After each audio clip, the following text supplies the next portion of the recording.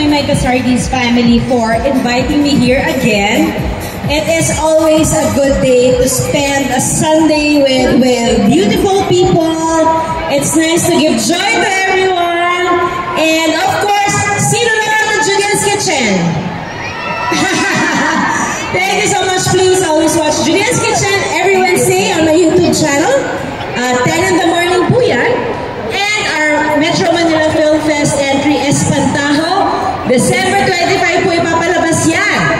At dahil dyan, mami, manonood ko Espantajo, mag-date kayo ni Daddy. Ay, cute yun. Nakakatawa. Tapos magyayakabang kayo. Ay!